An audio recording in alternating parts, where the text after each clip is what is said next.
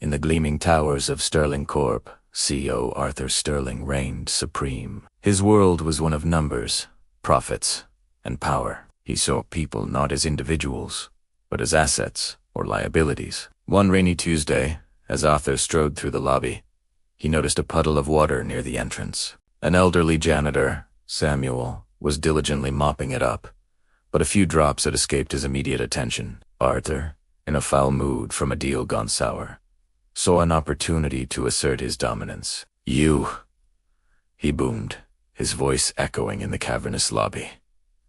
All heads turned. Employees froze, their fingers hovering over keyboards. Samuel looked up, his brow furrowed with confusion. "Is this the best you can do? A simple puddle and you're making a mess of it. Look at this floor. It's a disgrace. Do you have any idea how much this marble costs?" Samuel's face turned a deep shade of red. He opened his mouth to speak, but Arthur cut him off. "I don't pay you to stand there looking clueless. I pay you to keep this building pristine. If you can't handle a little bit of water, perhaps you're in the wrong line of work. Clean this up. Now."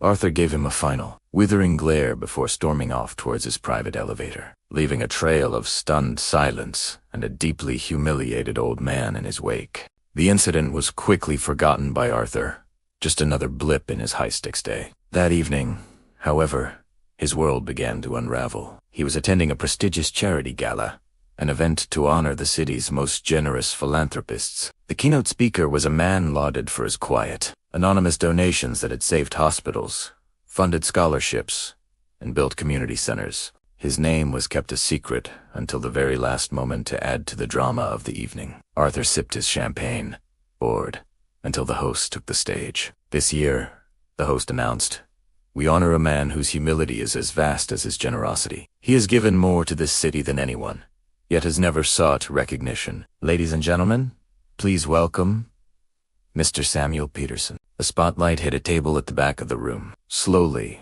an elderly man stood up. Arthur's glass nearly slipped from his hand. His heart hammered against his ribs. It was him. It was the janitor, Samuel.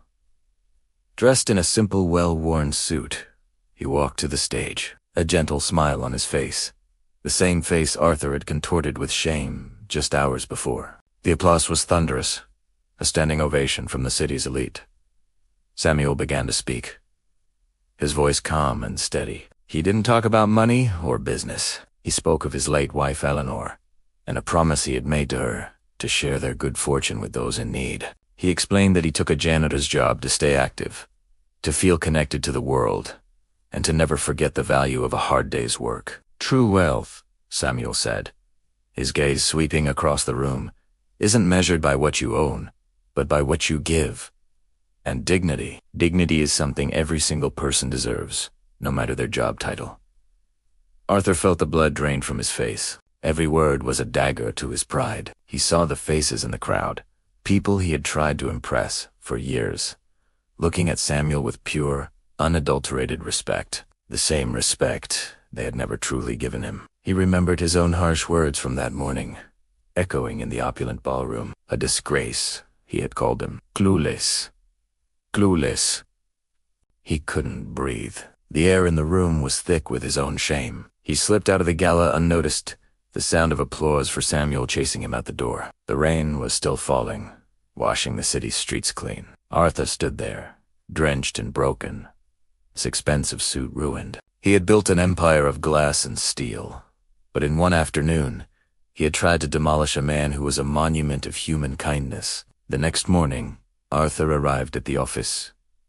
Before anyone else, he waited in the lobby, not in his corner office, but on a bench near the entrance. When Samuel arrived with his cart, Arthur stood up.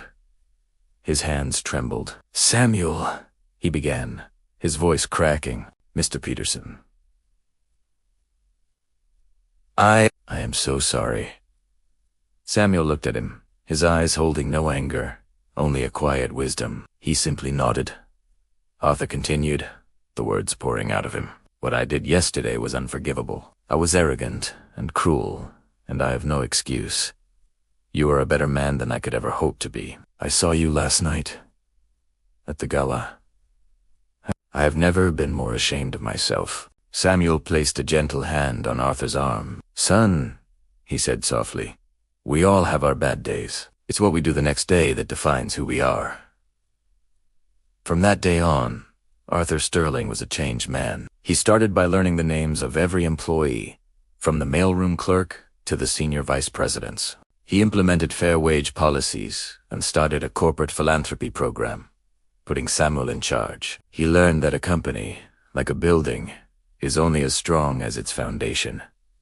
And the foundation isn't built on marble floors or stock prices. It's built on people. It's built on respect. Arthur never forgot the lesson he learned from the janitor who owned the city's heart. That true power isn't about looking down on others, but about lifting them up. Thank you so much for watching. If this story moved you, please hit that like button and subscribe for more content that touches the heart. See you next time.